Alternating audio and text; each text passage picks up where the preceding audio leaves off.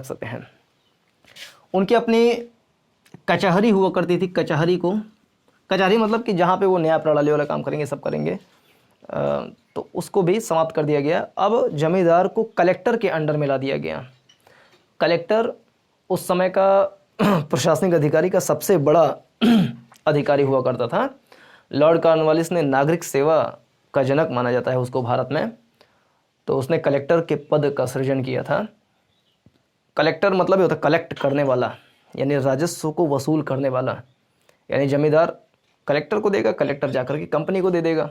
Collector एक तरीके से कंपनी का एक तरीके से कहने की नुमाइंदगी करने वाला व्यक्ति होता था। आज भी लगभग कलेक्टर की यही स्थिति है, हालांकि उसको बहुत सारे अधिकार मिले होते हैं, बहुत सारे प्रशासनिक अधिकार मिले होते हैं, डिस्क्रिशनरी पावर होती है उसके पास। बहुत रसूख वाला व्यक्ति कलेक्टर अब भी होता ही है। लेकिन उस समय कलेक्टर की भूमिका सिर्फ इतनी थी कि राजस्व वसूली वो करे बस। तो कचहरियों को समाप्त कर दिया गया, कलेक्टर की स्थिति को मजबूत बनाया गया था। तो पहला इसमें हानि हुआ, बहुत बड़ा हानि क्या हुआ कि प्रशासनिक खर्च। देखिए, अंग्रेजों को अगर हानि हो रहा है तो इसका मतलब ये नहीं कि हमें खुश हो जाना चाहिए। अंग्रेजों को अगर हानि हो रहा है तो उसको लाभ में परिवर्तित करने के लिए वो किसी भी कीमत में जा सकते थे। अभी हम ये सुन करके खुश होने वाली बात नहीं कि उनका हानि हो रहा था, ये हमें दुख होने वाली बात है कि उनका पेटवा नहीं भर रहा था। हर स्थिति में भी उनको हानि हो रहा था, तो वो किसी भी कीमत पे जाकर के लगान वसूली किसी भी दर पर करने के लिए तैयार थे, चाहे अकाल पड़े, चाहे भूखे मरे। तो प्रशासनिक खर्च बहुत ज़्यादा बढ़ गया। क्यों बढ़ गया? क्योंकि बीच से इंटरमीडियरीज को समाप्त कर दिया गया। जो जमींदार थे अपने अंदर बहुत सारे पटनी व्यवस्था खुद ही बनाए रखते थे, खुद ही जाके लगान वसूल कर रहे हैं। एक बहुत बड़ा उसमें से हिस्सा दे रहे हैं अंग्रेज़ों को, जो कि नियत आय थी।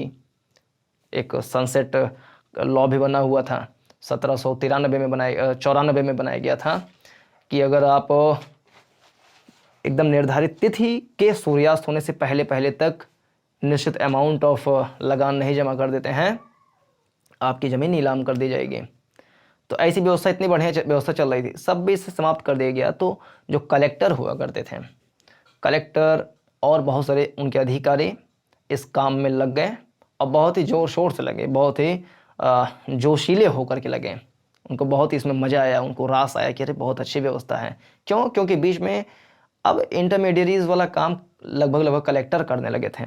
कलेक्टर कलेक्शन करने लगे रेवेन्यू का, यानी अब उनको भ्रष्टाचार करके अपनी जेब भरने का मौका मिला।